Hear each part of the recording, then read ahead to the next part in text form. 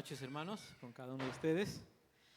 Bienvenidos a esta edición del culto especial que tenemos hoy en la noche por razones de las elecciones. Así que, bueno, vamos a orar al Señor que nos guíe en este momento en la meditación de su palabra. Oremos. Señor, gracias, Padre, por permitirnos esta noche estar aquí nuevamente, Señor, en tu casa. Y deseamos, Señor, que bendigas tu palabra, Señor, que queremos meditar en ella, reflexionar en ella, Señor. Y abriendo tus corazones, Señor, para escucharte y llevar, Señor, el desafío que tienes para nosotros en esta noche. Pedimos, Señor, que nos guíes, nos encomendamos en tus manos, Señor, en el nombre de Jesús. Amén.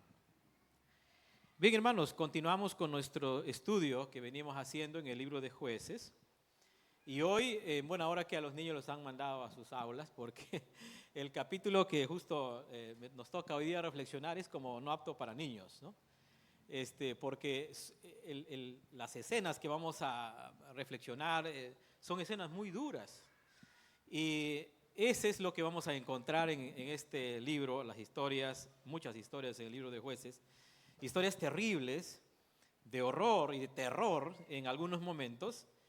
Y claro, a ninguno de nosotros normalmente, a no ser que a alguien aquí le encante, por ejemplo, como las películas de terror o de horror, pero a veces cuando miramos escenas así en la televisión o en el video, nos puede traer muchas emociones. Pero solamente de mirar nomás nuestro contexto, hermanos, en la manera como vivimos, cómo las personas mueren, cómo las personas son asaltadas. Ayer creo que mi esposa ha sido asaltada, entonces ella vivió esa tensión, ¿no?, de lo que es sufrir un asalto. Entonces, muy común en nuestra ciudad. Pero otra cosa que también vayamos pensando mientras meditamos en este capítulo que vamos a estar revisando, es cómo a veces nuestra propia vida es una serie de acciones y hechos que van de menos a más en cuanto a experiencias duras y difíciles, como ir de mal en peor. Y espero que de aquí regresando a nuestras casas vayamos a ver quiénes van a pasar a segunda vuelta, no estemos con esa perspectiva, ¿no?, de estamos yendo de mal en peor. Pero cuando hablamos de ir mal en peor, quisiera que en esta noche podamos pensar un poco en las consecuencias por nuestras decisiones como creyentes, que vivimos la vida el día a día y que muchas veces nosotros no estamos conscientes de todas las consecuencias que vienen después de nuestras decisiones que tomamos como creyentes en día a día. El capítulo que nos toca revisar el día de hoy, para hacer una colación con lo que venimos haciendo hace 2 domingos que se predicó el libro de Jueces, capítulo 11, si ustedes pueden revisar su Biblia. Y en este capítulo, nuestro hermano que predicó esta parte, terminamos con esta primera parte de la historia de un personaje que cuando revisamos el día de hoy, esta parte de la historia, que son como 2 episodios finales de la vida de Jefté, nos van a traer emociones como de tristeza y de pena por este hombre. Pero cuando revisamos la primera parte, que cubren casi 3 momentos claves en la vida de Jefté, desde el capítulo 10 del versículo 6 en adelante, hemos revisado esta historia hasta el versículo 28.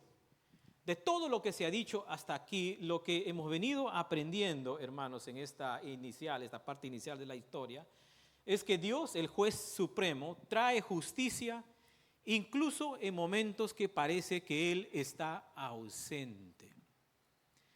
Y este tema de la ausencia vamos a tratar, va a ser mucho más prominente en esta parte de la historia que vamos a revisar. Esta historia, la historia de Jefté, que vamos a estar revisando hoy, que es el final de los días de Jefté, como si fuera un personaje que empieza, bueno, la historia de Jefté, como ustedes saben, no empieza nada bonito, ¿no? Este hombre hace cosas terribles, pero la historia de Jefté tiene como un final trágico.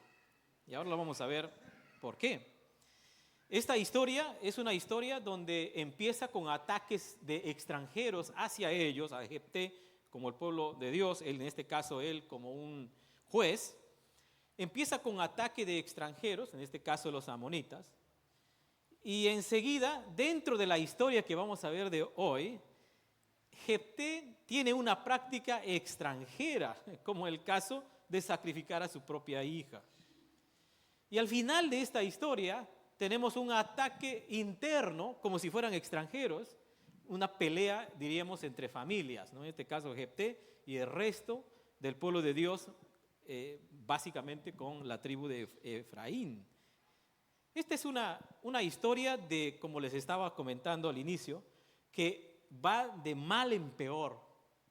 La decadencia es tremenda.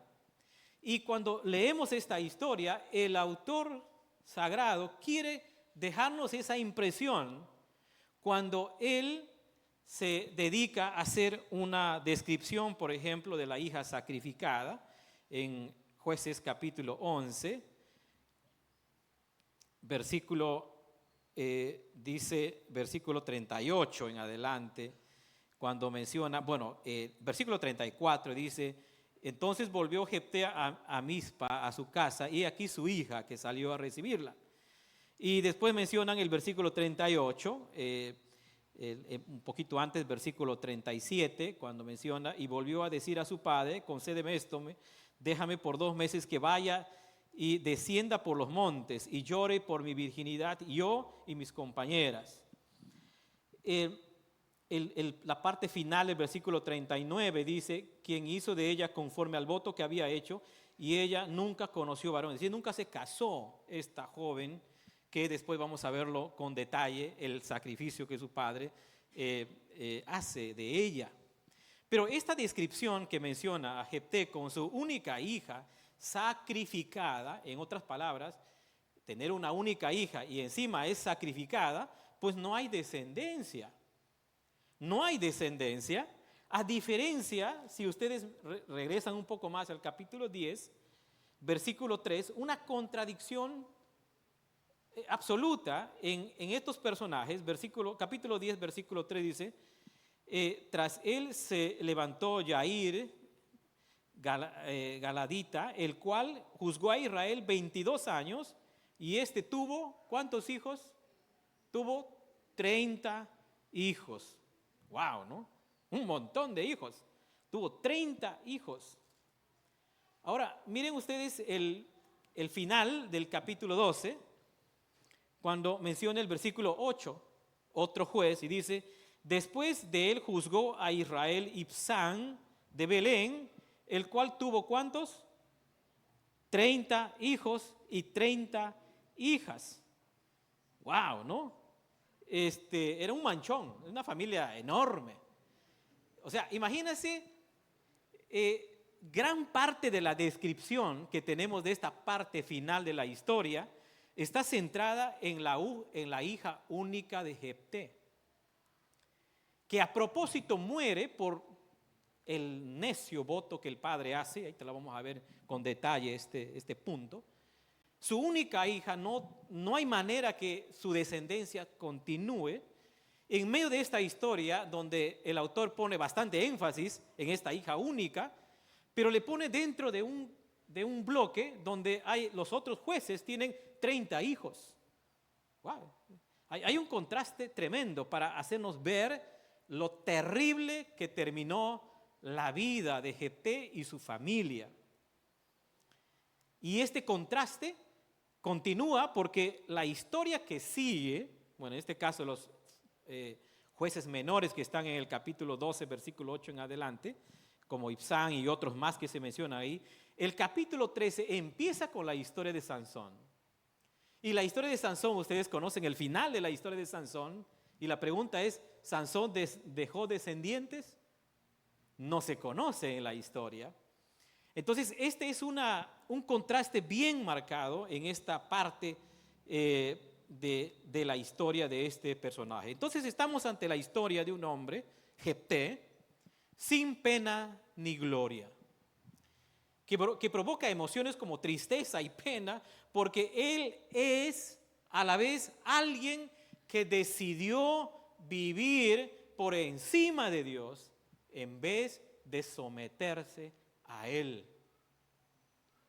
Esto lo vamos a ver con una manera pausada de aquí en adelante. Entonces, esta historia, la historia de Jefté, empieza, el final, la caída de la historia de Jefté, empieza así, versículo 29.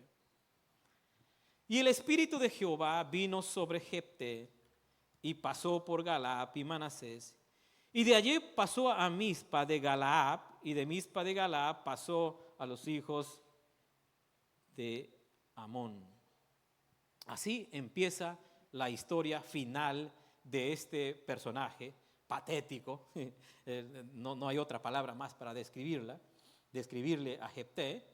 Pero empieza con algo muy marcado en la historia de los jueces, cuando menciona que fue tomado por el Espíritu del Señor para cumplir una misión específica, en este caso, liberar al pueblo de Israel de la amenaza que están viviendo por parte de los amonitas. La presencia de Dios en Jefté para cumplir esta misión no influye nada en su carácter ni en sus decisiones. Eso es algo muy interesante que notar en esta parte. No influye en nada en su carácter ni en sus decisiones, sino más bien la presencia de Dios por el Espíritu del Señor está más para cumplir y liberar, en este caso, de la amenaza militar que están teniendo en este caso el pueblo. En medio de esta parte interesante, el versículo 31, Jefté, este juez, hace un voto que raya con la necedad de un hombre necio. Versículo 31, versículo 30, perdón. Y Jefté hizo voto a Jehová diciendo: si entregares a los amonitas en mis manos, cualquiera que saliera de las puertas de mi casa a recibirme cuando regrese victorioso de los amonitas, será de Jehová y lo ofreceré, dice, en holocausto. Pero recuerden ustedes la historia de Jefté a los inicios. En los inicios, ¿se acuerdan esa parte que está lidiando con los reyes que están amenazándolo? Y él empieza a tener toda una diplomacia ahí actuando. En varias oportunidades él sabía perfectamente que Dios ya los había entregado a sus enemigos de sus manos. La pregunta es, ¿qué razón tendría que haber pasado por el corazón de Jefté para hacer un voto innecesario, y encima es un voto que tiene que ver con sacrificio humano? Porque el voto que él hace es cualquiera que salga, en este caso, regresando a su casa, victorioso, cualquiera que salga será entregado al Señor. Obviamente no está pensando en que va a venir por ahí una ovejita o un animalito de sacrificio que todo judío lo sabe. Lo más probable es que el quien va a recibir es su familia, su esposa. En este caso, más adelante vamos a encontrar que fue la hija. Pero ese es el voto que hace Jefté en este momento. Un voto donde incluye sacrificio humano. Pero lo curioso en esto, hermanos, es de que Jefté parece que está desconociendo lo que Dios ya había establecido en Deuteronomio con respecto a la prohibición de sacrificios humanos para el pueblo de Dios, siendo que estas son prácticas de los pueblos paganos, de los que no tienen al Señor ni su palabra. Este sacrificio, esta idea de tener un sacrificio humano, era una práctica de los pueblos que no conocen al Señor, y Dios lo había prohibido. Y podemos revisar en Deuteronomio capítulo 12 en adelante, especialmente el versículo 31. Pero lo que parece que está marcando el autor cuando señala esta decisión necia de Jefté es sencillamente en cómo empieza su historia. Capítulo 10, versículo 6. Pero los hijos de Israel volvieron a hacer lo malo ante los ojos del Señor y sirvieron a los Baales, a Astarot, y ahí va la lista de dioses a los cuales el pueblo de Israel había terminado adorando, y en ese contexto aparece Jefté. Lo más probable, sencillamente, esta muestra, este voto que está haciendo este hombre, Jefté, es una muestra completa del paganismo que había entrado en el pueblo de Dios, y el pueblo de Dios había terminado adoptando prácticas de gente impía en el pueblo de Dios, en sus relaciones como pueblo del Señor y en relación con Dios mismo. Esas prácticas estaban totalmente prohibidas por el Señor. Pero hay un detalle que ocurre aquí.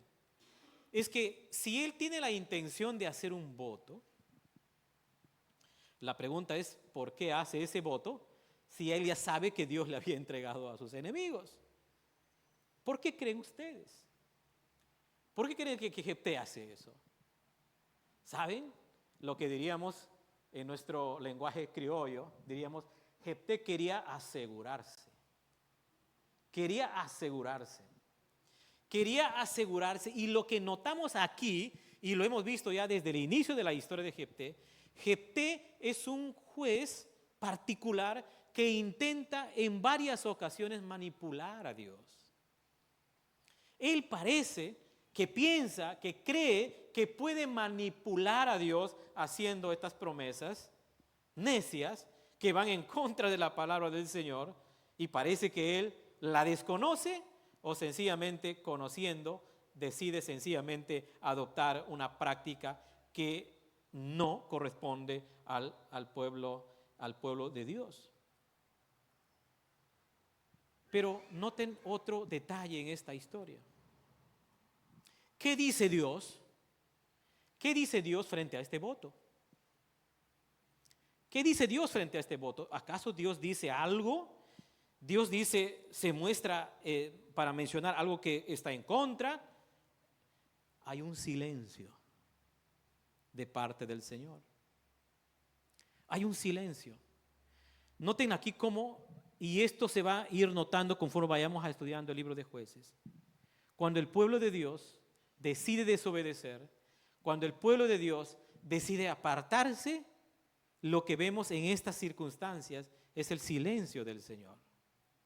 Pero sin embargo, en Jefté ni siquiera eso provoca algún tipo de duda para buscar una respuesta del Señor, sino sencillamente él sigue adelante porque su corazón está lejos de Dios, porque él sencillamente está lejos del Señor, tiene prácticas de impíos que había adoptado y estaba practicando en el pueblo de Dios que ahora había sido levantado como un juez. El versículo 32 dice, después de hacer obviamente la promesa, y dice, y fue Jefté hacia los hijos de Amón para pelear contra ellos, y Jehová, dice, le entregó en su mano. Revisen esta parte. Jehová entregó en su mano algo que Dios ya le había dicho en los episodios anteriores. Si ustedes quieren revisar la historia, pueden ir más atrás. Esta misma confirmación que el Señor le había dado a Jefté. Entregó su mano. Y desde Aroer hasta llegar a Minit, 20 ciudades, y hasta la Vega de las Viñas los derrotó con muy grande estrago. Así fueron sometidos los amonitas por los hijos de Israel. De esa manera termina esta victoria. Pero otro detalle en esta parte, Jefté realmente está preocupado más en sí mismo que en lo que Dios aprueba o desaprueba. Esto refleja más una preocupación de querer asegurarse la victoria, y posiblemente él quiere tener esa experiencia de victoria. Y recuerden ustedes, la entrada de Jefté no es nada, diríamos, amigable. Él más bien es despreciado, y parece que él está intentando tener protagonismo a través de una victoria, y por eso hace ese voto completamente pagano. En el versículo 34 empieza la historia del voto. Entonces dice, volvió Jefté a Mizpa, a su casa, y he aquí, ¿quién salió a su encuentro? Su hija, que salía a recibirle con panderos y danzas, y ella era sola, su única hija. Noten ahí cómo el autor sagrado quiere que notemos ese detalle. Su única hija. No tenía fuera de ella hijo ni hija. Y cuando él la vio, rompió sus vestidos diciendo: ah, hija mía, en verdad me has abatido y tú misma has venido a ser causa de mi dolor, porque le he dado palabra a Jehová y no podré retractarme. ¿Qué notan ustedes en Jefté aquí? Un hombre piadoso, ¿no? Muy piadoso, pareciera, ¿no? Dice: yo que no puedo retractarme, algo que a Dios le he dado. Pero, y aquí otra vez menciono lo que dije hace un momentito. O Jefté desconoce lo que Dios piensa sobre los sacrificios humanos. O sencillamente él, sabiendo, decide adoptar una práctica que desagrada al Señor. Y él cubre con un lenguaje muy religioso para decir: no puedo retractarme de esta decisión que he tomado.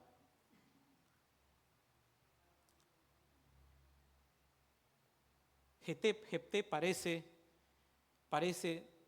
determinado a querer manipular a Dios y vivir según sus términos y no según los términos del Señor.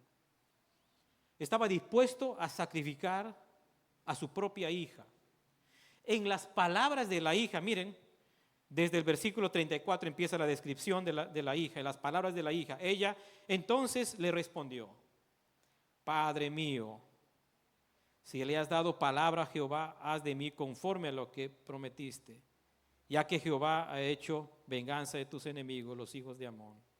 Y volvió a decir a su padre: concédeme esto, déjame por 2 meses que me vaya y descienda por los montes y llore mi virginidad, yo y mis compañeras. Pareciera que la hija está esperando una respuesta diferente del padre, aunque la hija parece estar determinada. 2 veces le dice: Padre mío, Padre mío. Pero el padre sencillamente contesta, versículo 38. Entonces él dijo: ve, y la dejó por 2 meses. Y ella fue con sus compañeras y lloró su virginidad por los montes.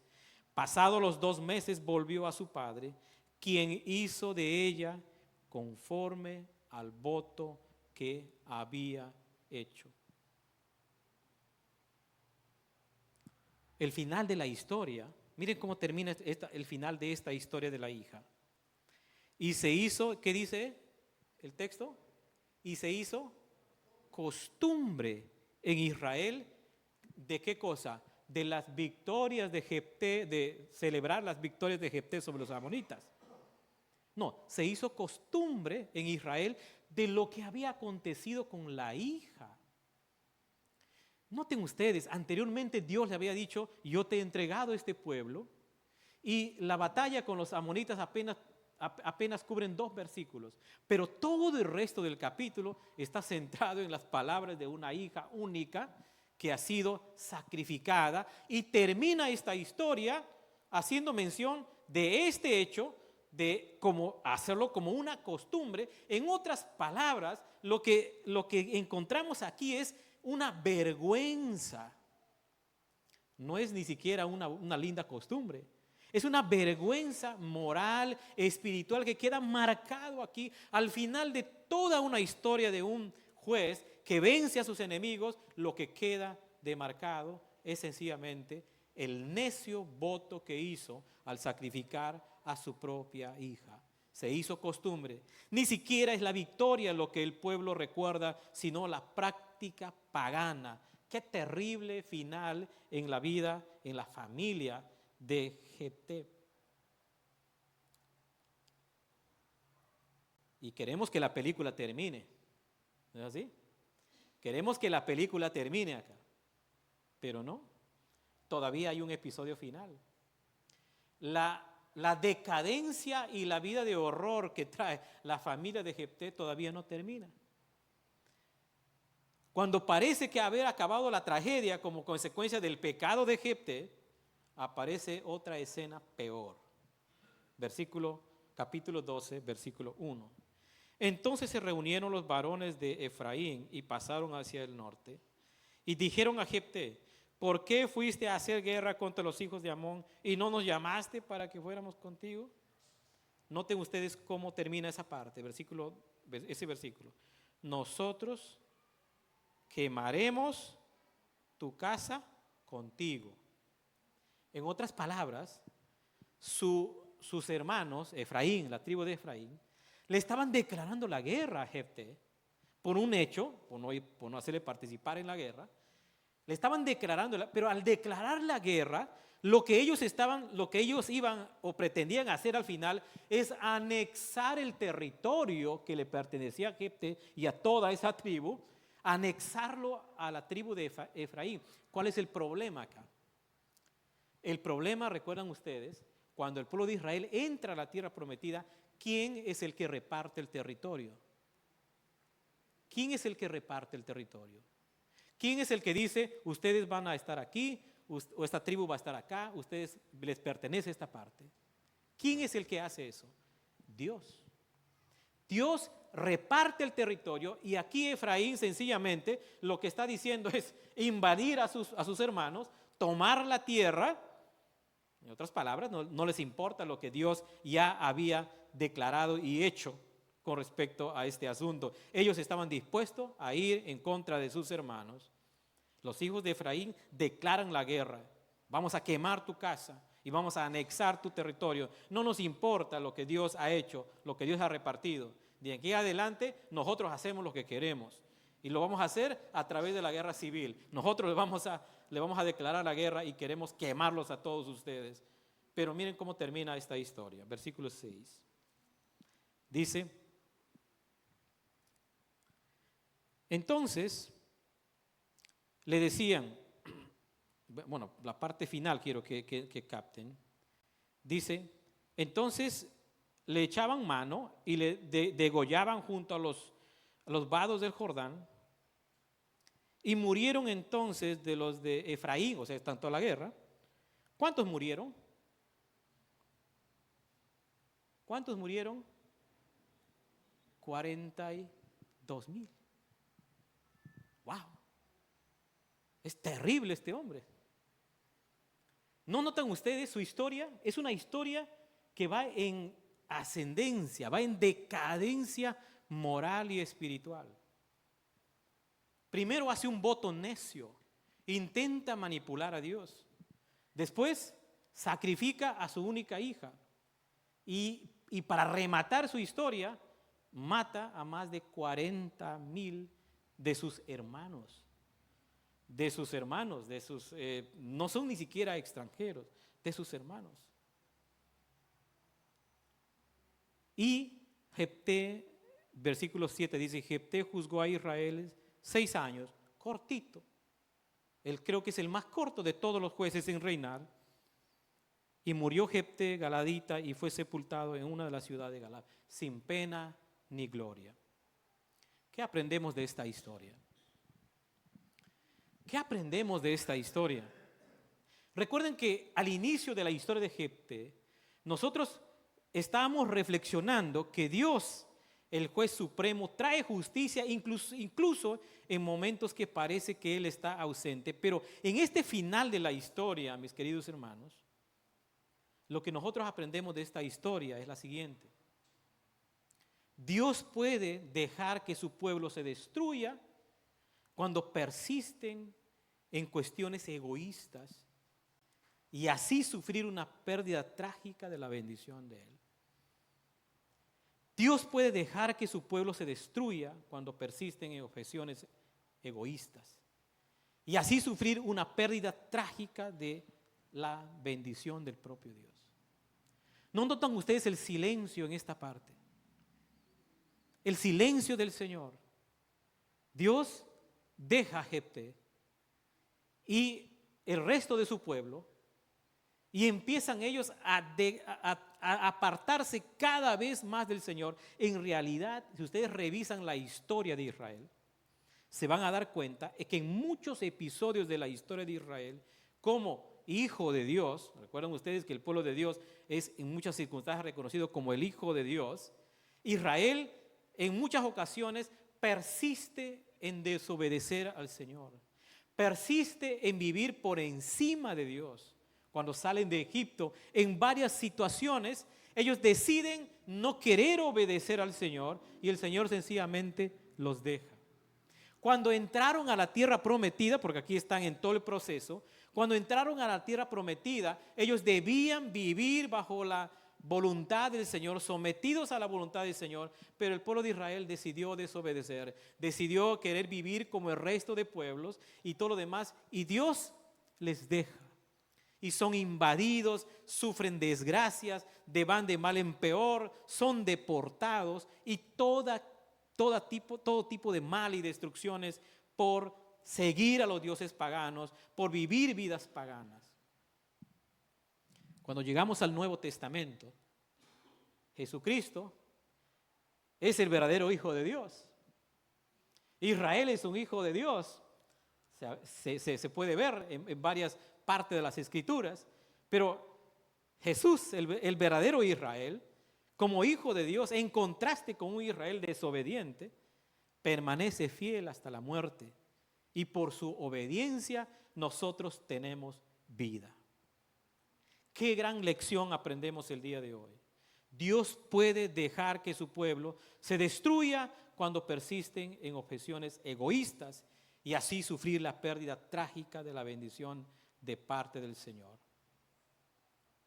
Es que, hermanos, Dios puede entregarnos a la escuela de las consecuencias autoinfligidas. Nosotros vamos a sufrir y muchas veces sufrimos por las decisiones de no vivir vidas santas al servicio del Señor, adoptando prácticas de incrédulos. Cuando nosotros decidimos vivir de ese modo, lo único que nosotros vamos a conseguir es destrucción en nuestra vida y mal testimonio. Dios puede dejarnos en esa escuela de las consecuencias autoinfligidas. A veces nosotros estamos luchando y estamos a veces hasta nosotros nos atrevemos a decir por qué estamos viviendo o estamos sufriendo por tal o cual consecuencias, cuando deberíamos nosotros regresar a nuestros corazones y pensar y reflexionar y ver y evaluar nuestra vida de qué cosas nosotros hacemos de las cuales nosotros estamos pagando las consecuencias. Pues hermanos, cuando nosotros adoptamos las prácticas del mundo, nunca las prácticas del mundo te va a traer bendición a tu vida.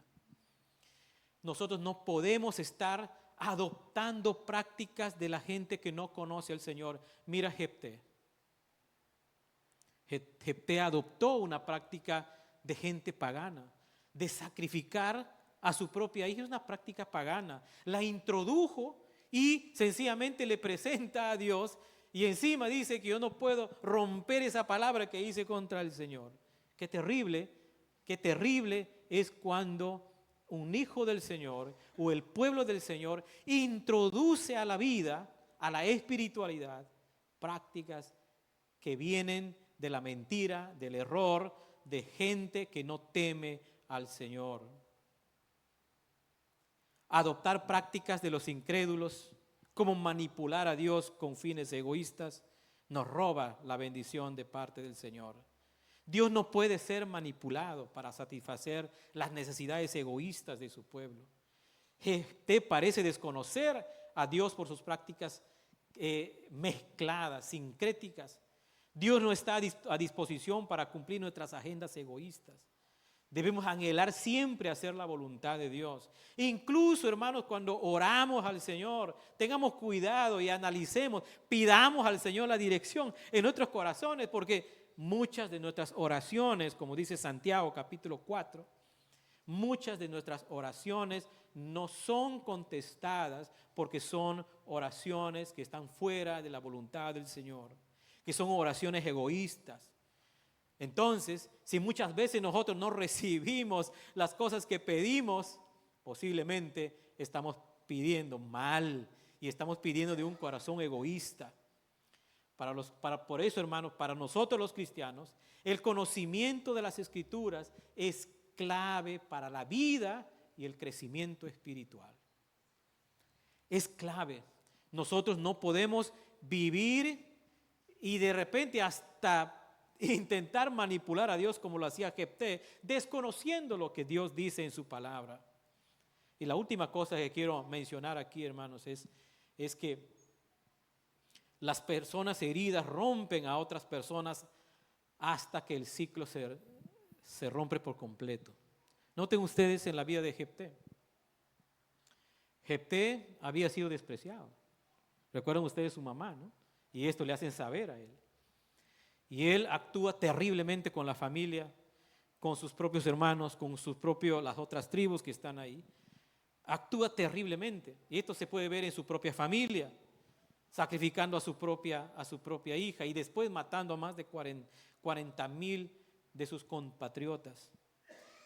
Jefté fue víctima de violencia doméstica y ahora él está repitiendo con su familia más grande, los israelitas. Sin embargo, hermanos, cuando pensamos en este tipo de cosas, la gracia de Dios puede ayudar a romper cualquier ciclo de pecado. Cristo rompe el ciclo del pecado y la condenación. Y su presencia santificadora en nuestra vida nos provee una restauración progresiva, firme y con esperanza, porque así nosotros caminamos hacia la imagen de Cristo y tenemos la visión final de que un día estaremos con el Señor libres del pecado y de cualquier otra cosa. Así que, hermanos, en esta historia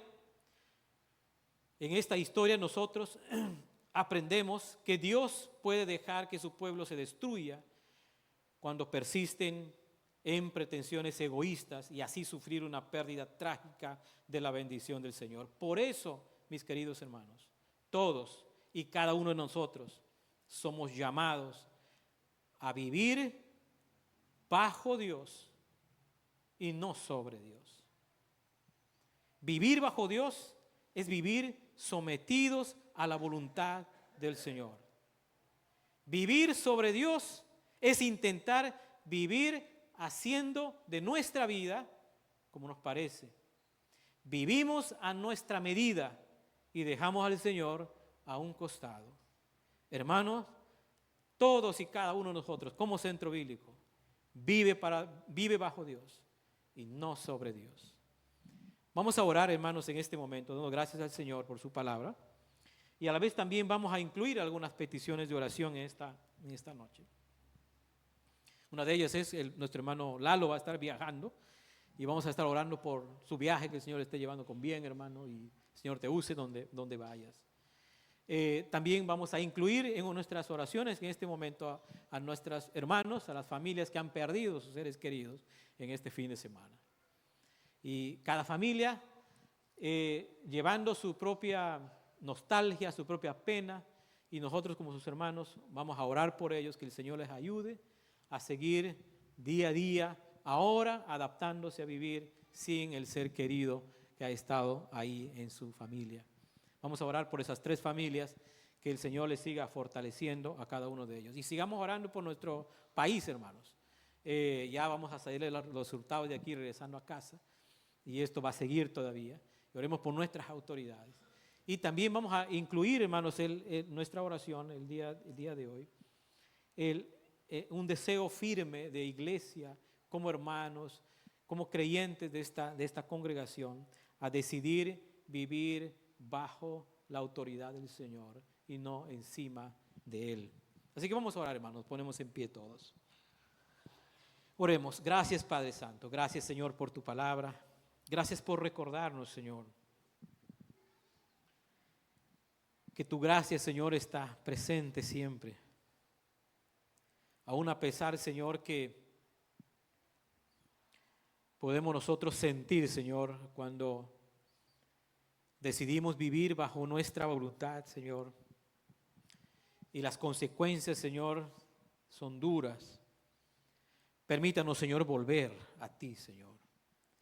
Permítanos, Señor, que en tu gracia podamos seguir sosteniéndonos.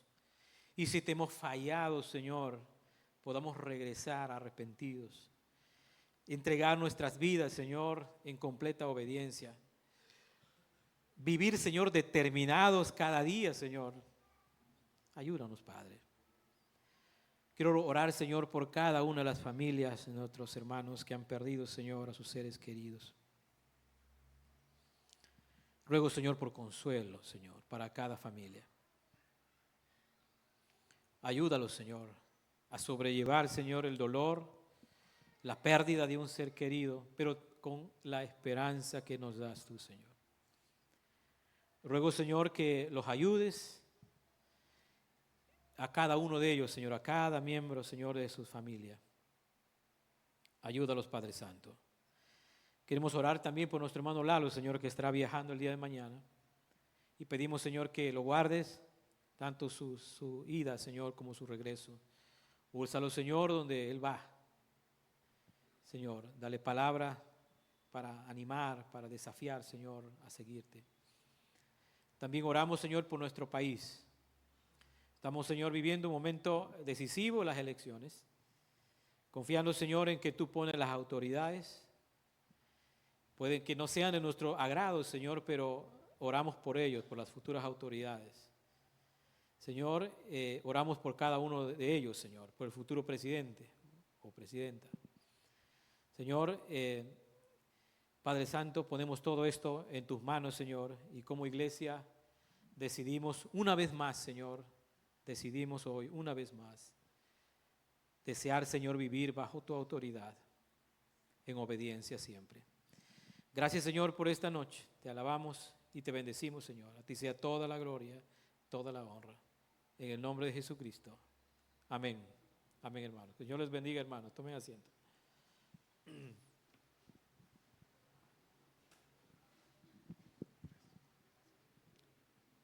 Mis hermanos, ya vamos concluyendo nuestra reunión y si has quedado con algunas dudas, quizás algunas preguntas, algunos aportes, dentro de semana tenemos estudios bíblicos donde tenemos la oportunidad de seguir aprendiendo más.